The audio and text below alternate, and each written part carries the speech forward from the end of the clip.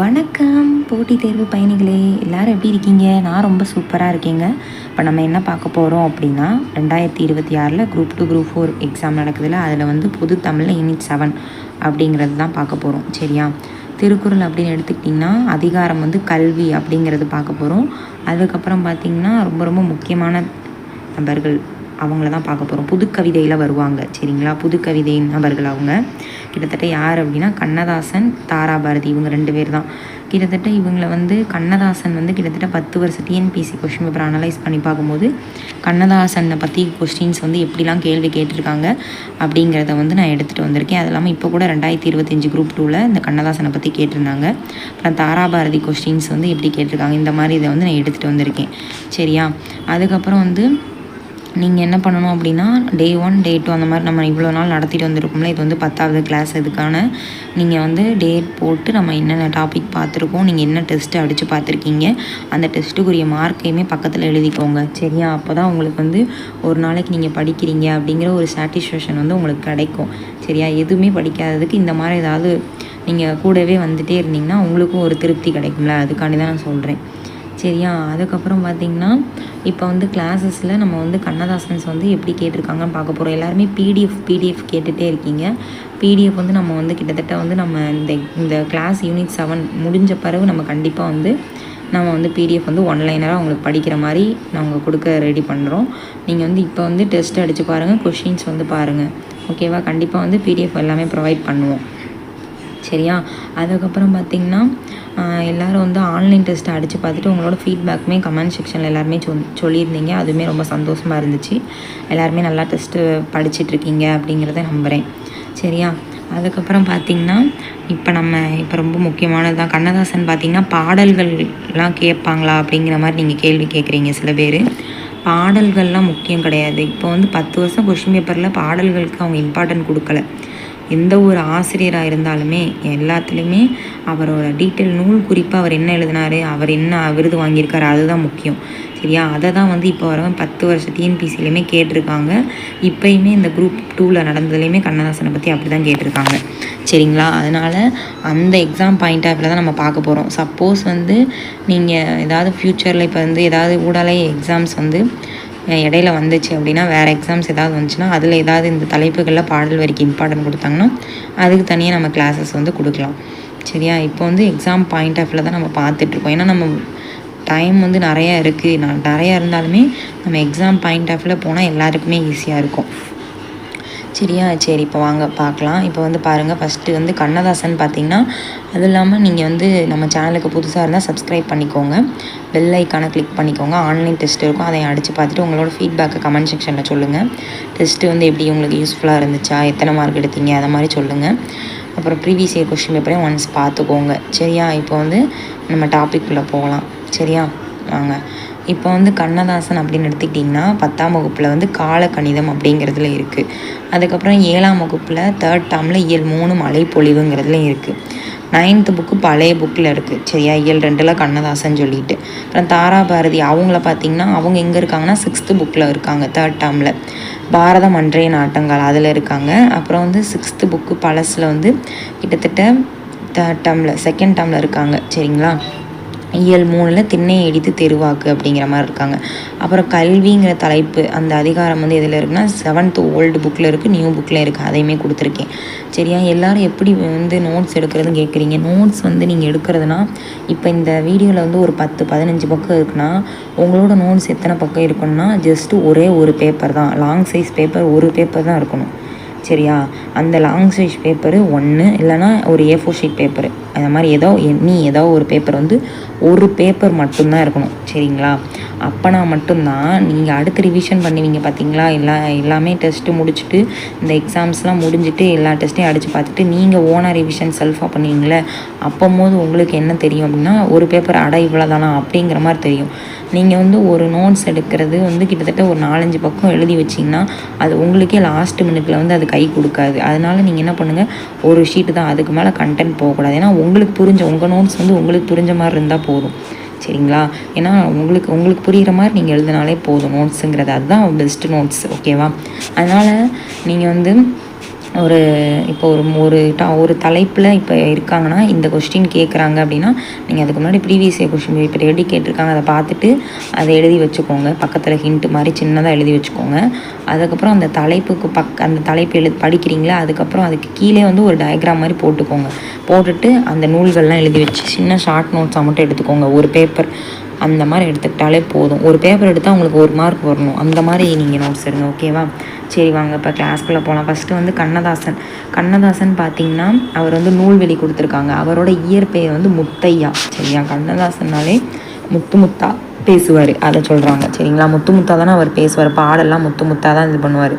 அதுக்கப்புறம் கவி அரசு அப்படிங்கிற சிறப்பு பெயர் அவருக்கு வந்து சிறப்பாக வந்து கவி.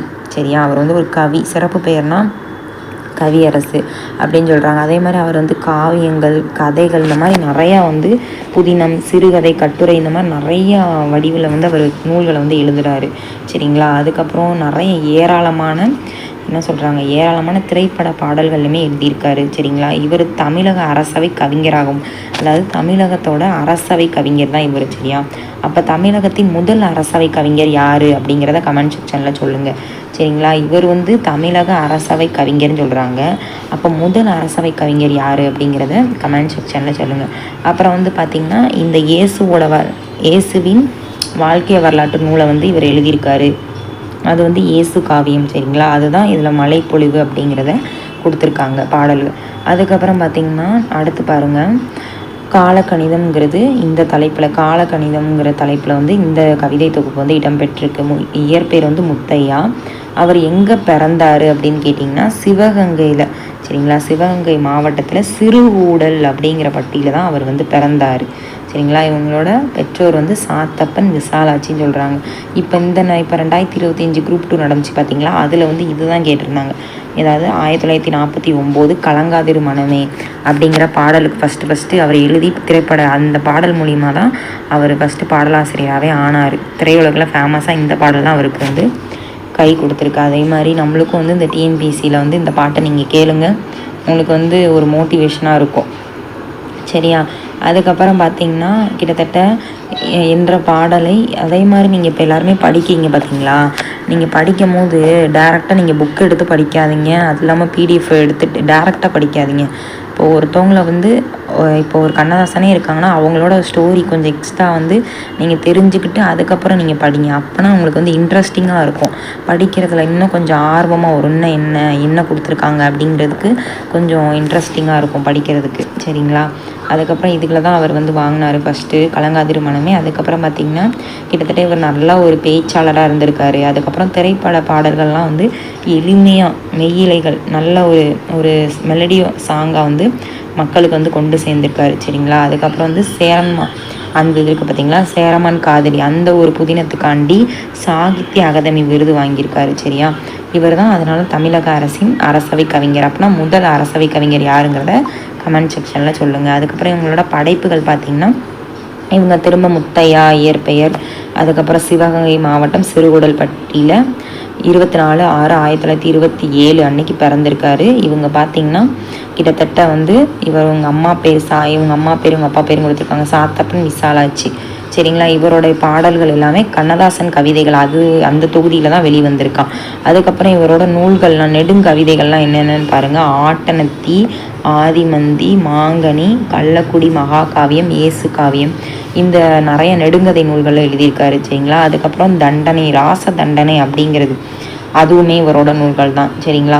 இதெல்லாம் பழைய புக்கோட கண்டென்ட். அதுக்கப்புறம் கம்பர், அம்பிகாபதி வரலாற்றை அடிப்படையாக வச்சு ஒரு இனிய ராச தண்டனைனா நம்ம தண்டனைங்கிறது என்னது கொடுமையான விஷயந்தான். ஆனால் இது இனிய நாடகம் சொல்லியிருக்காங்க. அப்படியே ஆப்போசிட்டாக அது ஒரு இனிய நாடகம். எப்படி வந்து இந்த பாரதிதாசன் பார்த்திங்களா பிசிராந்தையர் அப்படிங்கிற ஒரு நாடக நூலுக்கு வந்து சாகித்யம் வாங்கினார்ல, அந்த மாதிரி ராச தண்டனை என்ன நூல் கூட கேட்கலாம், இனிய நாடகம். சரியா?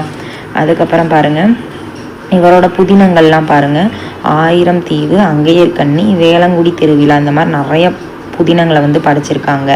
அதுக்கப்புறம் பார்த்திங்கன்னா சேரமான் காதலி, அதுக்காண்டி தான் இவர் வந்து கிட்டத்தட்ட வந்து சாகித்ய அகாதமி விருது வாங்கியிருக்காரு. சரியா, கிட்டத்தட்ட பார்த்திங்கன்னா இவர் 20க்கும் மேற்பட்ட புதினங்களில் வந்து இந்த இதான் ரொம்ப ஃபேமஸாக இருந்திருக்கு, சேரமான் காதலி அப்படிங்கிறது.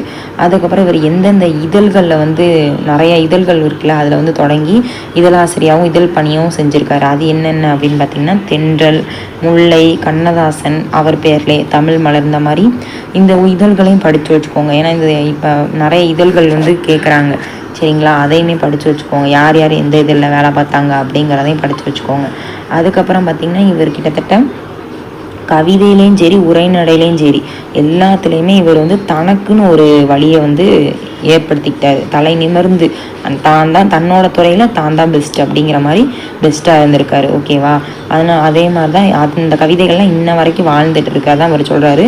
நான் நிரந்தரமானவன், எனக்கு அழிவே கிடையாது, என்னிலையுமே எனக்கு மரணம் கிடையாது. அவர் இறந்து போயிட்டார், ஆனால் அவரோட கவிதைகள் பாடல்கள் எல்லாமே இன்னும் வந்து நிலச்சி இருக்குது அப்படிங்கிறத கண்ணதாசன் வந்து சொல்கிறார். ஓகேவா, அதுக்கப்புறம் கண்ணதாசன் அதுக்கப்புறம் பார்த்திங்கன்னா கண்ணதாசன் வந்து இதுதான் 2025 குரூப் 2ல் கேட்டிருக்காங்க பாருங்கள். 2025 வந்து என்ன கேட்டிருக்காங்கன்னா 1949 சரிங்களா, 1949 அப்படிங்கிறதுல தான் கலங்காதிரு மனமே அப்படிங்கிற பாடலை எழுதி தான் அவர் பாடலாசிரியர் ஆனாது. அது கரெக்டு. அதுக்கப்புறம் 2வது பாருங்கள், இயேசு காவியம் அப்படிங்கிற நூலுக்காண்டு தான் அவர் சாகித்ய அகாதமி வாங்கினாராம். அவர் எந்த இதுக்கு வாங்கினார், சேரமான் காதலி அதுக்கு தான் வாங்கினார். இது வந்து தப்பு. சரிங்களா, அதுக்கப்புறம் கவியரசு அப்படிங்கிற சிறப்பு பெயரால் அழைக்கிறது, அப்போ இது கரெக்டு. அப்போ வந்து ஆன்சர் என்னது அப்படின்னு கேட்டிங்கன்னா 1 மற்றும் 3 கரெக்ட். ஓகேவா, அதுக்கப்புறம் இவரோட இயற்பெயர் வந்து முத்தையா, அது நம்மளுக்கு தெரியும், இயற்பெயர் முத்தையா. சரியா, இயேசு காவியத்தை பாடியவர் வீரமாமுனிவர். இங்கே பாருங்கள் ஆப்ஷனில் வந்து தப்பாக வச்சுருக்காங்க. ஏன்னா நம்ம ஒரு இயேசு காவியனாலே வீரமாமுனிவர் அந்த தேம்பாவணி அதை நம்ம ஒரு ஆர்வத்தில் போட்டுருவோம் அப்படிங்கிறக்காண்டி ஆப்ஷன் ஏ எடுத்தனே இதில் ஃபஸ்ட்டாக வச்சுருக்காங்க. ஆனால் கொஞ்சம் வாசித்து போடுறோம். கண்ணதாசன் தான் இயேசு காவியம், மழை பொழிவு அது வந்து சொல்லியிருப்பாங்களே அது. அப்புறம் கள்ளக்குடி மகா காவியம் அந்த நூலோட ஆசிரியமே கண்ணதாசன் தான். சரிங்களா, அந்த கொடுத்துருக்காங்க பாருங்கள். கண்ணதாசன் படித்த இனிய நாடகம் எது, இனிய நாடகம், இனிமை அப்படிங்கிறது என்னது, இனியமேனா அதுவும் பாருங்கள் இனிப்பாக இருக்கும், மாங்கனி நம்ம போட்டுருவோம், அது கிடையாது. ராச தண்டனை. சரிங்களா, கடைசியாக வச்சுருக்காங்க ராச தண்டனை. அதனால் ஆப்ஷன் வந்து கேர்ஃபுல்லாக பார்த்து நீங்கள் கொஸ்டின் வந்து பாருங்கள். அதுக்கப்புறம் சேரமான் காதலி எனும் புதினத்திற்காக சாகித்ய அகாதமி விருது பெற்ற திரைப்பட கவிஞர், அதுதான் சொல்கிறாங்க கண்ணதாசன் தான், நம்மளுக்கு தெரியும். அதுக்கப்புறம் கண்ணதாசன் படைப்புகளில் சாகித்ய அகாதமி விருது பெற்றது எதுங்கிருக்காங்க, அதுவுமே சேரமான் காதலி. அதுக்கப்புறம் பாருங்கள் கண்ணதாசன் படைத்த நாடகம், அதாவது சும்மா நாடகம் மட்டும் இங்கே கொடுத்துருக்காங்க, இனிய நாடகம் கொடுக்காம ராச தண்டனை. சரிங்களா, அதுதான் நாடகம். அதுதான் நாடகம் எது, புதினம் எது, அவர் என்ன இதழில் வேலை பார்த்தார், அதெல்லாம் தனித்தனியாக வந்து ஒரு கண்ணதாசன் அப்படின்னு சொல்லி ஒரு டாபிக் போட்டு அதை கீழே வந்து 3ஆக பிரிச்சுக்கோங்க. சரிங்களா, இதழ்கள் அந்த மாதிரி 3 இதாக பிரிச்சுட்டு நீங்கள் எழுதி வச்சுக்கிட்டிங்கன்னா ஈஸியாக இருக்கும். கண்ணதாசன் பணியாற்றாத இதழ் பேர் பார்த்தீங்களா, இதழ் வந்து என்னது, குயில். அப்போ குயில் வந்து யாரோடது அப்படிங்கிறத கமெண்ட் செக்ஷனில் சொல்லுங்கள். இது எல்லாமே அவரோடது. அப்போ இதழ்கள் எல்லாமே நீங்கள் படித்தா முடியும் தான் இதுக்கு ஆப்ஷன் கரெக்டாக வந்து போட முடியும். சரி, குயில் வந்து யாரோடது அப்படிங்கிறத கமெண்ட் செக்ஷனில் சொல்லுங்கள். அப்புறம் கீழ்காணவற்றில் என்ன சொல்கிறாங்க அப்படின்னா கவிஞர் கண்ணதாசன் இயற்றாத நூல் எது அப்படின்றாங்க. சரிங்களா, பாருங்கள் இயற்றாத நூல் வந்து எது, கொய்யாக்கனி, அதுதான் அவரோட நூல் கிடையாது. அப்போ கொய்யாக்கனி யாரோடது அப்படிங்கிறத கமெண்ட் செக்ஷனில் சொல்லுங்கள். அப்புறம் பார்த்திங்கன்னா பின்வரும் நூல்களும் கண்ணதாசன் எழுதாத நூல் அப்படிங்கிறாங்க. எழுதாத நூல் இயேசு காவியம் அவர் எழுதியிருக்காரு, கரெக்டு. அப்புறம் வந்து பார்த்திங்கன்னா தைப்பாவை, கள்ளக்குடி இதெல்லாம் வந்து அவர் எழுதியிருக்காருலாம். சரிங்களா, இப்போ வந்து திருக்கை வழக்கம் அப்படிங்கிறது அப்போ இவர் எழுதலை, அப்போ அது யார் எழுதுனா அப்படிங்கிறத கமெண்ட் செக்ஷனில் சொல்லுங்கள். திருக்கை விளக்கம் யாரோடைய நூல் அப்படிங்கிறத சொல்லுங்கள். அதுக்கப்புறம் பாருங்கள் இயேசு காவியம் என்ற நூலை எழுதிய ஆசிரியர், அதான் கவியரசு கண்ணதாசன். சரிங்களா, அதுக்கப்புறம் பாருங்கள் இதெல்லாம் இந்த நதி வெள்ளம் காய்ந்து விட்டால், சரிங்களா, இது ரேராக ஏதாவது 1-2 வரும். சரிங்களா, அவர் பாடல். சரிங்களா, நதி வெள்ளம் காய்ந்து விட்டால் நதி செய்த குற்றமில்லை அப்படின்னு சொல்லி பாடியிருக்காரு கண்ணதாசன். ஓகேவா, அதுக்கப்புறம் பார்த்திங்கன்னா நான் நிரந்தரமானவன், அழிவதில்லை, எந்த நிலையிலுமே எனக்கு மரணம் இல்லைன்னு சொன்னவர் கண்ணதாசன். சரிங்களா, அதுக்கப்புறம் பொறுத்துக்க பாருங்கள். பொறுத்துக்கள் எப்படி கேட்டிருக்காங்க, எங்கள் பகைவர் எங்கோ மறைந்தார் அப்படின்னு சொல்லி யாரை சொல்கிறாங்க அப்படின்னா பாரதிதாசன். சரிங்களா, அதுக்கப்புறம் பாட்டாளி மக்களது பசி தீரணும் அப்படின்னு சொன்னது நாமக்கல் கவிஞர். எல்லாரும் எல்லாமுமே பெற வேண்டும் சொன்னது தான் கண்ணதாசன். சரிங்களா, எல்லாருக்குமே எல்லாம் கிடைக்கணும் அப்படின்னு சொன்னவர் யார்? கண்ணதாசன். அதுக்கப்புறம் பார்த்திங்கன்னா சபைகளிலே தமிழ் எழுந்து முழங்க வேண்டும் சொன்னவர் கவிமணி. சரிங்களா, அதுக்கப்புறம் பாருங்கள், பொறுத்துக்க பார்த்துக்கோங்க. சரி, இவ்வளோதான் ப்ரீவியஸ் இயரில் வந்து கேட்டிருக்காங்க. சரிங்களா, அதுக்கப்புறம் அடுத்து பாருங்கள் தாராபாரதி. இப்போ எல்லாருமே ஒன்ஸ் பார்த்துருப்பீங்க கொஷினை. அதுக்கப்புறம் தாராபாரதி பார்த்திங்கன்னா இவரை பற்றியுமே கிட்டத்தட்ட வந்து நூல் குறிப்பு தான் ஆசிரியர். இப்போ ஒரு பாடல் ஆசிரியருக்கு பாடலை விட நூல் குறிப்பு தான் அவரை பற்றி, அவர் என்ன நூல்கள் எழுதியிருக்காரு அதுதான் நம்மளுக்கு முக்கியம். சரிங்களா, அதுக்கப்புறம் தாராபாரதி பாருங்கள், இவர் வந்து கவிஞர், ஒரு எழுச்சி மிக்க கவிஞர்னு சொல்கிறாங்க. நல்லா ஒரு எழுச்சி மிக்க கவிதை எழுதுறதுல வல்லவர். சரிங்களா, அதுக்கப்புறம் ஆசிரியராக வேலை பார்த்துருக்காரு. அதுக்கப்புறம் இவர் வந்து என்ன விருது வாங்கியிருக்காரு? தமிழக அரசின் நல்லாசிரியர் விருது வாங்கியிருக்காரு. என்ன விருது? நல்ல ஆசிரியர் அப்படிங்கிற விருதை வந்து இவர் வாங்கியிருக்காரு. ஓகேவா, அதுக்கப்புறம் பார்த்திங்கன்னா வேறு என்ன சொல்கிறாங்க அப்படின்னா அதுக்கப்புறம் இந்த நூல்கள் கொடுத்துருக்காங்க பாருங்கள், புதிய விடியல்கள். சரிங்களா, இப்போ வந்து இந்த தாராபாரதி, அதுக்கப்புறம் இது எங்கள் கிழக்கு, இதெல்லாமே இவரோட நூல்கள். சரிங்களா, தாராபாரதினா இவரோட நூல்கள்லாம் பாருங்களேன். இப்போ சூரியன் வந்து இந்த விடியும் பார்த்திங்களா, அந்த மாதிரி இது இயற்கை மாதிரி இருக்கும். கிழக்கு பக்கம் விடியறது இந்த மாதிரி தாராளமாக வந்து அந்த மாதிரி இருக்கும் விடியல்கள். அதுக்கப்புறம் கிழக்கு, அப்புறம் விரல் நுனி வெளிச்சங்கள், அந்த மாதிரி லைட்டிங் சம்மந்தப்பட்டமாகவே இருக்கும். வேணால் பாருங்கள், அடுத்ததை சொல்கிறேன், அதை பாருங்களேன். நூல்வெளிங்கும் போது இவரோட இயற்பெயர் வந்து ரொம்ப முக்கியம். சரிங்களா, இயற்பெயர் வந்து என்னது? ராதாகிருஷ்ணன். சரியா, தாரா ராதா அப்படின்னு வச்சுக்கோங்க. சரிங்களா, அதுக்கப்புறம் கவி ஞாயிறுங்க பாருங்கள், ஞாயிற்றுக்கிழமை தான். சூரியனோட இன்னொரு பேர் என்னது? ஞாயிறு. அப்போ அந்த மாதிரி கவி ஞாயிறுங்க. அதே மாதிரி புதிய விடியல்கள், இதுவுமே பாருங்கள் சூரியன் ரிலேட்டடாக இருக்குது. அப்புறம் இது எங்கள் கிழக்கு அப்படிங்கிற மாதிரி, அதுவும் சூரியன் ரிலேட்டடாக இருக்கும். சரிங்களா, சூரியன் வந்தால் தான் அந்த வெளிச்சமே கொஞ்சம் நுனி வெளிச்சமே கொஞ்சம் அப்படியே நுனியிலேருந்து தான் சூரியன் வரும். இது எல்லாமே அதை கனெக்ட் பண்ணி படிக்கிற மாதிரி இருக்குது பாருங்களேன், அந்த மாதிரி வச்சுக்கோங்க. ஓகேவா, அதுக்கப்புறம் இவரோட கவிதைகள் எல்லாமே தாராபாரதியின் கவிதைகள் அப்படின்னு தான் வெளியே வந்திருக்கு பாருங்கள். அதுக்கப்புறம் இவர் வந்து கிட்டத்தட்ட இந்த நூல் குறிப்புங்கும் போது இது எங்கள் கிழக்கு அப்படிங்கிறதுல தான் என்ன வந்திருக்கு, இந்த தொகுப்பில் அவர் எழுதியிருக்காரு. அதுக்கப்புறம் பார்த்திங்கன்னா ஆசிரியர் குறிப்பு, இவர் வந்து தாராபாரதிங்கிறவர் 26/2/1947 திருவண்ணாமலை மாவட்டத்தில் பிறந்திருக்காரு.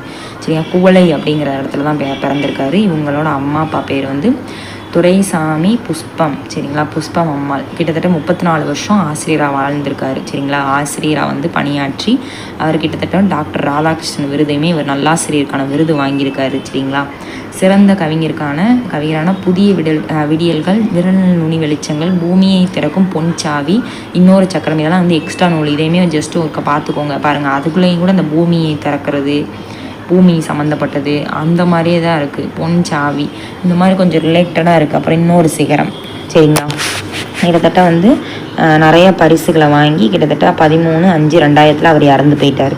கிட்டத்தட்ட பாருங்கள், இதில் வந்து எழுதாத நூல் தான் கொடுத்துருக்காங்க. ஓகேவா, இருண்ட வீடு அப்படிங்கிறது யாரோடது அப்படின்றத பார்த்து சொல்லுங்கள் கமெண்ட் செக்ஷனில். அதுக்கப்புறம் பாருங்கள், எந்த இணை சரியானது அப்படின்னு சொல்லி கேட்டிருக்காங்க. இதில் என்ன சொல்லியிருக்காங்க? எல்லாமே தப்பாக கொடுத்துருக்காங்க. சுரதா அப்படிங்கிறது இமயம் எங்கள் காலடியில், தாராபாரதி அப்படிங்கிறது இது எங்கள் கிழக்கு, வாணிதாசன் சுட்டுவிரல், மூமேத்தா பசிக்கயிறு. இதில் வந்து தாராபாரதி மட்டும்தான் கரெக்டு. ஓகேவா, அதுக்கப்புறம் விரல்கள் 10 மூலதனம், இது வந்து யார்? தாராபாரதி. சரிங்களா, விரல்கள் 10 மூலதனம் அப்படிங்கிறதும் தாராபாரதியோட தான். அப்புறம் வந்தது யாருக்கும் தெரியாது, நீ வாழ்ந்ததே உலகம் அறியாது அப்படிங்கிற வரிகள் வந்து எந்த இதுக்குரியது அப்படின்னு சொல்லிக்கிட்டு தாராபாரதிக்குரியது தான். சரிங்களா, அதுக்கப்புறம் கவிஞர் தாராபாரதி எழுதாத கவிதை நூல் எது அப்படின்னா சொந்த சிறைகள். சரியா, சொந்த சிறைகள். ஓகேவா, அதுக்கப்புறம் பாருங்கள், அதுக்கப்புறம் பொறுத்துக்க இதை வந்து கொடுத்துருக்காங்க. என்ன கொடுத்துருக்காங்க? வினைய ஆடவருக்கு உயிர் அப்படின்னு சொன்னது எது அப்படின்னு சொல்லி கேட்காங்க. வினைய ஆடவருக்கு உயிர் அப்படின்னு சொன்னது குறுந்தொகை. சரிங்களா, அதுக்கப்புறம் முன்னீர் வழக்கம் மகடூர் இல்லை அப்படின்னா என்னது அப்படின்னா யார் சொன்னா? தொல்காப்பியர் வந்து சொல்லியிருக்காங்க. அப்புறம் உடம்பை வளர்த்தேன் உயிர் வளர்த்தேன், அது நம்ம திருமூலன்னு தெரியும். விரல்கள் 10 மூலதனம் அப்படிங்கிறது இதெல்லாம் வந்து தாராபாரதி சொன்னதெல்லாம் ப்ரீவியஸ் இயரில் இருந்தது, அப்படியே எடுத்துகிட்டு வந்துட்டேன். அதுக்கப்புறம் சிக்கனம் அப்படிங்கிற நூல் யார்? சுரதா. சரிங்களா, அதுக்கப்புறம் மனித நேயம் அப்படிங்கிறது யாருன்னா யார் அப்படின்னா ஆலந்தூர் கோ மோகனரங்கம். ஓகேவா, அப்புறம் காடு அப்படிங்கிறது பாருங்கள், காடுங்கிறது வாணிதாசன். சரிங்களா, அதுக்கப்புறம் பார்த்திங்கன்னா வேலைகள்லா கேள்விகள் அப்படிங்கிறது யார் அப்படின்னா அது வந்து கவிஞர் தாராபாரதி. சரிங்களா, இதெல்லாம் ஜஸ்ட் ஒன்ஸ் பார்த்துக்கோங்க. ஓகேவா, எப்படி கேட்டிருக்காங்க அப்படின்னு. அதுக்கப்புறம் திருக்குறள் பாருங்கள், திருக்குறளில் வந்து இப்போ இதில் வந்து இவ்வளோ தான் இருந்துச்சு கொஸ்டின். அதுக்கப்புறம் திருக்குறள் பாருங்கள். திருக்குறளில் வந்து பார்த்திங்கன்னா கல்விங்கிற தலைப்பு தான் பார்க்க போகிறோம். என்ன அப்படின்னா கிட்டத்தட்ட கல்விங்கிறது கற்க கசடற கற்பவை. கல்வி அப்படின்னா என்னது? கற்க கசடற கற்பவை கற்றபின் நிற்க அதற்கு தக அப்படின்னு சொல்கிறாங்க. சரியா? நம்ம எப்பயுமே ஒரு நூல்களை படிக்கிறோம் அப்படின்னா அதை படித்தா மட்டும் போதாது. அந்த படித்தபடி நம்ம என்ன பண்ணணும், அதை வந்து நடக்கணும், வாழ்ந்து காட்டணும், அதில் உள்ள மாதிரி நம்ம வந்து நடக்கணும் அப்படிங்கிற மாதிரி சொல்கிறாங்க. சரிங்களா? அதுதான் இங்கே சொல்கிறாங்க. கசடு அப்படிங்கிறது குற்றம் இல்லாமல் படிக்கணும் அப்படின்றாங்க. சரிங்களா? நிற்கனா அதுபடி நடக்கணும், அதே மாதிரி அதில் என்ன படிக்கணுமோ அதுபடி நடக்கணும் அப்படிங்கிறாங்க. செகண்ட் ஒன் பார்த்திங்கன்னா எண்ணென்ப ஏனை எழுத்தென்ப இவ்விரண்டும் கண்ணென்ப வாழும் உயிருக்கு. அதாவது என்னென்பனா இந்த உலகத்தில் பார்த்திங்கன்னா நம்ம படிக்கிறோம், நம்மளுக்கு அடிப்படை என்னது? எல்லாமே நம்மளுக்கு எடுத்தனே நம்ம வந்து தொல்காப்பியம், திருக்குறள், இலக்கணம், அகப்பொருள், புறப்பொருள் நம்ம படிக்கலை. பேசிக் வந்து என்னது? எண்கள். சரியா? நம்மளுக்கு வந்து ஸ்கூலுக்கு போனாலும் எந்த இடத்துக்கு போனாலும் எண்கள் தான் நம்மளுக்கு சொல்லி கொடுக்குறாங்க. அப்புறம் தான் எழுத்தை டிஃப்ரென்ஷியேட் பண்ணி காமிக்கிறாங்க. அப்போ அந்த இரண்டும் தான் எல்லாத்துக்குமே முதல் அடிப்படை. அதே மாதிரி சரிங்களா? அதே மாதிரி மனுஷங்களுக்கு 2 கண்களுக்கு நம்ம உடம்புலே முக்கியமான பார்ட்னா நம்ம 2 கண்ணு தான். சரிங்களா? அந்த மாதிரி தான் சொல்கிறாங்க. சரிங்களா? அதனால தான் இப்போ வந்து பார்த்திங்கன்னா இப்போ நம்மளுக்கு கூட எழுத்து பயிற்சி அப்படிங்கிற மாதிரி ஒரு ஸ்கீம் கூட கொண்டு வந்திருக்காங்க. ஏன்னா பிள்ளைங்களுக்கு பேசிக் தெரியணும் அப்படிங்கிறதுக்காண்டி. சரிங்களா? அதனால தான் அதான் எடுத்தனே ஃபஸ்ட்டு வாய்ப்பாடு அந்த மாதிரி சொல்லி கொடுக்குறாங்க. ஓகேங்களா? அதுதான் ஃபஸ்ட்டு என்ன சொல்கிறாங்க, ஃபஸ்ட்டு எண்ணும் எழுத்துக்கு தான் மனுஷங்களுக்கு ஒரு அடிப்படையான விஷயம் அப்படிங்கிறாங்க. எண்கள்னால் கணக்கு அப்படிங்கிறாங்க. எழுத்துங்கிறது இலக்கிய வரி வடிவம், அந்த எழுத்துக்களை டிஃப்ரென்ஷியேட் பண்ணி காட்டுறது. அதுக்கப்புறம் 3வது பாருங்கள், கண்ணுடையார் என்பவர் கற்றோர் முகத்திரண்டு புண்ணுடையர் கல்லாதவர். அதாவது என்ன சொல்கிறாங்கன்னா முகத்தில் வந்து இப்போ வந்து நம்ம படித்தவங்க மட்டும்தான் நம்ம முகத்தில் கண் இருக்கிறதுக்கு சமம். சரிங்களா? மித்த படிக்காதவங்களுக்கு எல்லாத்துக்குமே முகத்தில் கண் இல்லை, அதுக்கு மேலே புண்ணு தான் இருக்குது. கல்லாதவர்கள் எல்லாமே புண்ணு இருக்கிறதுக்கு தான் அர்த்தம் அப்படிங்கிற மாதிரி சிம்பிளாக சொல்லி முடிச்சிட்டாங்க. அப்புறம் 4வது பாருங்கள், உவப்ப தலைகூடி உள்ள பெரிதல் அனைத்தே புலவர் தொழில். அதாவது என்ன பண்ணுவாங்கன்னா இப்போ நம்ம கூட ஒரு பெரியவங்க நல்லா படித்தவங்க, நம்ம வந்து நல்லா ஒரு அறிவாளியை நம்ம கூடயே வச்சுருந்தோம் அப்படின்னா நம்ம எப்போயுமே வந்து ஹாப்பியாக இருப்போம். நம்மளுக்கு எந்த ஒரு விஷயத்துலையுமே அவங்க பக்கபலமாக இருப்பாங்க. சரிங்களா? அறிவில் சிறந்தவங்க நம்மளை விட அவங்க வந்து அறிவில் சிறந்தவங்கன்னா நம்ம எப்போயுமே சப்போர்ட் பண்ணுவாங்க, எல்லாத்துலேயுமே நம்ம கூட இருப்பாங்க. அப்போது நம்ம என்ன பண்ணுவோம், அவங்க கூடயே நம்ம இருப்பாங்க நம்ம எப்போயுமே. அதுக்கப்புறம் பார்த்திங்கன்னா அவங்க ஒரு நாள் நம்மளை விட்டு போகும்போது நம்மளுக்கு ரொம்ப வருத்தமாக இருக்கும். சரிங்களா? அதாவது விட்டு பிரியும் போது அது இயல்பு தானே எல்லாருக்கும், அந்த மாதிரி தான் சொல்கிறாங்க. அது வந்து பிரியறதுங்கிறது ஒரு இயல்பு. சரிங்களா? அதை பிரியும் போது நம்மளுக்கு ஒரு வருத்தப்படுறது ஒரு இயல்பான விஷயம். அதே மாதிரி நம்ம கூட இருக்கும் போது அவங்க நம்ம ஹாப்பியாக இருப்போம். அது மாதிரி தான் ஒரு புலவர்களும். அதுதான் ஒரு புலவர்களோட தொழில் என்ன அப்படின்னா இப்போ வந்து எல்லோரும் கூடயே இருப்பாங்க. சரிங்களா? எல்லா புலவர்களும் என்னது பேசி பழகும் போது ஒன்றா இருப்பாங்க, அறிவில் சிறந்தவங்க. அதே மாதிரி மகிழ்ச்சியாக இருக்கும்போது அவங்க விட்டு பிரியும் போது இனி அவங்களை எப்படி காணும், எப்படி பார்ப்போம் அப்படிங்கிற மாதிரி நம்ம ஏங்குவோமா, அந்த மனசு ஏங்குவோம் அப்படிங்கிறது தான் ஒரு புலவரோட தொழிலே அதுதான். சரிங்களா? அதுக்கப்புறம் பாருங்கள், ஓப்பனா மகிழ தலை கூடினா ஒன்று சேர்ந்து, எல்லோரும் ஒன்றா சேர்ந்து இருக்கும்போது ஹாப்பியாக இருப்போம், உவப்பான மகிழ்ச்சியாக இருப்போம். சரிங்களா? 5வது உடையார் முன் எல்லார் போல் ஏக்கற்றும் கற்றார் கடையாரே கல்லாதவர். அதாவது என்ன சொல்கிறாங்கன்னா இப்போ நல்லா பணக்காரன் இருக்கான், ஒரு பணக்காரன் வந்து நம்ம முன்னாடி வந்து ஒரு பணக்காரன் இருக்கான், அவனுக்கு முன்னாடி ஒரு ஏழைகள் வந்து என்ன பண்ணுவாங்க, அவங்கக்கிட்ட போய் இறங்கி ரொம்ப பரிதாபமாக வந்து இல்லை எங்கள்கிட்ட எதுவுமே இல்லை அப்படின்னு சொல்லி இறந்து போய் கேட்பாங்க. அந்த மாதிரி கற்றவர் முன் நம்ம படித்தவங்க முன்னாடி என்ன பண்ணணும் அப்படின்னா கொஞ்சம் சரி அவன் படிச்சிருக்கான் அப்படிங்கிற மாதிரி கொஞ்சம் அவங்களுக்கு மரியாதை கொடுக்கணும் அப்படின்னு சொல்கிறாங்க. அப்படி பணிந்து நடக்காதவங்க கல்லாதவர் அப்படின்னு சொல்லி குறளில் சொல்லியிருக்காங்க. சரிங்களா? படிக்கிறாங்க அப்படிங்கிறதுக்காண்டி அவங்கள வந்து இப்போ படித்தவன் வர்றான், அவனுக்கு சரி ஓகே அவன் சொன்னால் கரெக்டாக இருக்கும் அப்படிலாம் சொல்கிறாங்கல்ல. அப்போனா படித்தவங்களுக்குன்னு ஒரு மரியாதை இருக்கும் பார்த்தீங்களா? அதுக்காண்டி அவங்க முன்னாடி நம்ம ரொம்ப கை கட்டி நிற்கணும் அந்த மாதிரி இல்லை. சரி ஏதோ சொல்கிறான்ப்பா அப்படிங்கிற மாதிரி லைட்டாக வந்து அவங்க முன்னாடி வந்து கொஞ்சம் பணிவோடு நடந்துக்கணும். அப்போ தான் அது வந்து கற்றவங்களுக்கே அழகு. மித்தவங்களாம் பணிந்து நடக்காதவங்களாம் கல்லாதவர் அப்படின்னு சொல்லி குறள் வந்து சொல்லுது. ஓகேவா? இல்லாருனா ஏழை, ஏக்கற்றுனா நம்ம கவலைப்பட்டு இருக்கிறது, கொஞ்சம் கஷ்டப்பட்டு ஏங்கி நிற்பாங்களே ஏழைகள், அந்த மாதிரி சொல்கிறாங்க. இருக்கிறவங்க முன்னாடி ஏழைகள் ஏங்கி நிற்கிறாங்க அந்த மாதிரி. உடையார்னா செல்வர்கள், கடையார்னா தாழ்ந்தவர். ஓகேவா? அப்புறம் தொட்டனை தூரும் மணற்கேணி மாந்தருக்கு கற்றனை தூரும் அறிவு. அதாவது என்ன சொல்கிறாங்கன்னா இதெல்லாம் எல்லாருக்குமே ரொம்ப ஈஸியாக தெரியும். என்ன அப்படின்னா ஒரு மணர்களை வந்து தோண்டத்தோடு தான் தண்ணி வரும். சரிங்களா? அதே மாதிரி நம்ம என்ன பண்ணணும், நம்மளுக்கு வந்து எல்லாம் எதுவுமே தெரியல அப்படின்னா நம்ம படிக்க தான் நம்மளுக்கு நிறைய நல்ல நல்ல நூல்களெல்லாம் கற்க தான் அதுக்கு ஏற்ற மாதிரி நம்ம என்ன பண்ணுவோம், நம்மளுக்கான மூளை வந்து கொஞ்சம் அறிவை வந்து அதுக்கு தகுந்த மாதிரி மாறும். சரிங்களா, நல்ல அறிவு வந்து வளரும் அப்படிங்கிற மாதிரி சொல்கிறாங்க. தொட்டனைத்துனா தோன்றும். சரிங்களா, மாந்தர்னா மக்கள் அப்படின்னு அர்த்தம். அடுத்து யாதானும் நாடாமல் ஊறாமல் இன்னொருவன் சாந்துணையும் கல்லாதவாறு. அதாவது என்ன சொல்கிறாங்க அப்படின்னா, இது வந்து நம்ம இதிலே படிச்சிருக்கோம். சரிங்களா, மூதுரையில் படிச்சிருக்கோம். ஔவையார் சொல்லியிருக்காங்களே, அதுதான் இங்கே சொல்கிறாங்க. அதுக்கு இங்கே என்ன சொல்கிறாங்கன்னா, என்ன சொல்கிறாங்க, கற்றவனுக்கு எந்த நாடும், அதாவது கற்றவனுக்கு ஆமாம் எந்த நாடுக்கு அவன் போனாலுமே அவன் போனால் அந்த இடமே சிறப்பாக தான் அமையும். அது எல்லாமே அவன் ஊர், அவன் வந்து மற்றவங்கள்ட்ட போய் இது பண்ணணும் அவசியம் இல்லை. அவனுக்கு தேவையானது அங்கே மக்கள் எல்லாமே செய்வாங்க. சரிங்களா, ஆனால் இதெல்லாம் எல்லாருக்குமே தெரியும். படித்தவங்களுக்கு மரியாதை அப்படிங்கிறது எல்லாருக்குமே தெரியும். ஆனால் அது தெரிஞ்சும் கூட சில பேர் வந்து படிக்கவே மாட்டேங்கிறாங்க. ஏன் வந்து சாகிற வரைக்கும் கற்காமல் இருப்பது ஏன் அப்படிங்கிறாங்க. கடைசி வரைக்கும் ஏன் படிக்காமல் இருக்காங்க அப்படிங்கிற மாதிரி திருவள்ளுவர் கேட்குறாரு. சாந்துணைன்னா சாகும் வரையிலும் கூட இன்னும் படிக்காமல் இருக்காங்களே அப்படிங்கிற மாதிரி கேட்குறாங்க. ஓகேவா, அதுக்கப்புறம் ஒருமைக்கண் தான் கற்ற கல்வி ஒருவருக்கு எளிமையும் ஏமாப்புடைத்து. அதாவது என்ன சொல்கிறாங்கன்னா, நம்ம சின்ன வயசுலேயே ஒரு கல்வியை வந்து நல்லா கற்றுக்குறோம்ல, அந்த நல்லறிவு வந்து பார்த்திங்கன்னா அது 7 பிறவிக்குமே அது வந்து ஒரு பாதுகாப்பு. தெரியுமா, ஒரு படித்த இடத்துல இப்போ நம்ம படித்து ஒரு இடத்துக்கு ஒரு போஸ்டிங்கில் நம்ம போகிறோம், அதுக்கு நம்ம எவ்வளோ மரியாதை இருக்கும். அந்த இதில் வந்து நம்ம இப்போ ஒரு சந்ததியினர் வந்து இப்போ நீங்களே இப்போ குரூப் 4 குரூப் 2 இருக்குல்ல, குரூப் 2 இப்போ நீங்கள் குரூப் 2 வாங்கி ஒரு டிபார்ட்மெண்ட்டில் ஒரு போஸ்ட் எடுத்துட்டோம் அப்படின்னா உங்கள் அடுத்த சந்ததியெல்லாம் என்ன சொல்லுவாங்க, எங்கள் தாத்தா, எங்கள் அத்தை, எங்கள் மாமா அப்படின்னு, எங்கள் பாட்டி அப்படிலாம் வந்து இந்த வேலை தான் பார்த்தாங்க, கவர்மெண்ட்டில் இந்த போஸ்ட் வாங்கினாங்க, அவங்க இந்த இதில் வேலை பார்த்தாங்க அப்படிங்கிற மாதிரி உங்கள் சந்ததிகள் எல்லாருமே பேசுவாங்கள்ல. அது என்றைக்குமே ஒருத்தவங்களுக்கு பாதுகாப்பு. அது எவ்வளோ கெத்தாக இருக்கும். நம்ம ஆனால் அன்னைக்கு இருக்க மாட்டோம், ஆனால் நம்மளோட பெருமை வந்து நம்மளோட அடுத்த ஜென்ரேஷன் வந்து பேசுவாங்க. அந்த அளவுக்கு வந்து கல்வி வந்து நம்மளுக்கு 7 பிறப்புக்கும் நம்மளுக்கு வந்து தொடர்ந்து வரும். நம்ம ஒரு பிறப்பில் இந்த பிறவியில் நம்ம படிக்கிறது வந்து 7 பிறவிகளுக்குனா 7 பிறவினா 7 பிறவி நம்ம எடுப்போம்னு அர்த்தம் கிடையாது. நம்ம வந்து ஒரு பிறவி தான், ஆனால் நம்மளுக்கு அடுத்த ஜென்ரேஷன் 7 பிறவிகள் அடுத்தடுத்து இருப்பாங்கள்ல, அவங்க நம்மளை பேசுவாங்க. இனி அவங்களுக்கு வந்து பேசுகிற அளவுக்கு நம்மளுக்கு இதாக இருக்கும். ஏமாப்புனா பாதுகாப்பு. இது வந்து கேட்டிருக்காங்க, நல்லா பார்த்துக்கோங்க.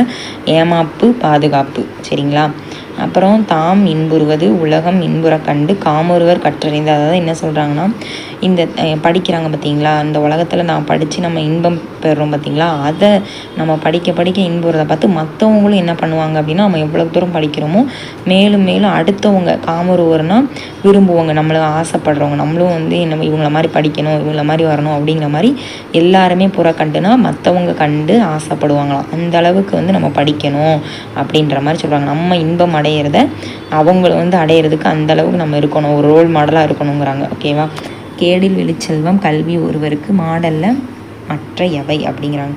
அதாவது இது வந்து ஒருத்தவங்களுக்கு வந்து சிறந்த செல்வம் பார்த்திங்கன்னா எந்த செல்வம்னா கல்வி தான். சரிங்களா, கல்வியை தவிர வேறு எந்த செல்வமுமே சிறந்த செல்வமாக இருக்கவே முடியாது. சரிங்களா, மற்ற எல்லா செல்வமுமே வந்து நிலையே இல்லாது தான். அதான் தனுஷ் கூட ஒரு அந்த படத்தில் சொல்லியிருப்பார், உங்ககிட்ட வந்து நீ எவ்வளோ இருந்தாலும் அதை வந்து மற்றவன் எடுத்துக்கிடுவான், ஆனால் உன்கிட்ட கல்வி உன் படிப்பை மட்டும் எவனாலும் எடுத்துக்க முடியாது. அது உண்மை தானே, அந்த மாதிரி தான். அதுதான், ஏன்னா நீங்கள் படிச்சிருக்கிறது நீங்கள் அடுத்த 4 பேருக்கு சொல்லிக் கொடுப்பீங்க, அதனால் உங்களுக்கு இன்னும் தான் அறிவு வந்து நல்லா பெருகும். அதான் கல்விங்கிற செல்வம் வந்து நிலையான செல்வம், மற்றதெல்லாம் வந்து நிலையற்றவை அப்படிங்கிறத சொல்கிறாங்க. இதுவும் பார்த்துக்கோங்க. விழுச்செல்வங்கிறது சிறந்தது. சரிங்களா, மாடுனா விலங்கு கிடையாது, அதுவுமே ஒரு செல்வம் தான். சரிங்களா, மாடுனாலே செல்வம் தான் அப்படின்னு யோசிச்சுக்கோங்க. சரி, இப்போ ப்ரீவியஸ் இயர் கொஸ்டின் பேப்பரை பாருங்கள். என்ன சொல்கிறாங்க, இவ்விரண்டும் கண்ணென்ப வாழும் உயிருக்கு அப்படின்னா என்னது சொல்கிறாங்க அப்படின்னா எண்ணும் எழுத்தும். சரிங்களா, அதை தானே வள்ளுவர் சொல்கிறாரு, எண்ணும் எழுத்தும், அதுதான் 2 பேத்துக்கும் என்னது கண்ணு மாதிரி, எழுத்தும் எண்ணுமா தான் அடிப்படை அப்படிங்கிற மாதிரி சொல்கிறாரு.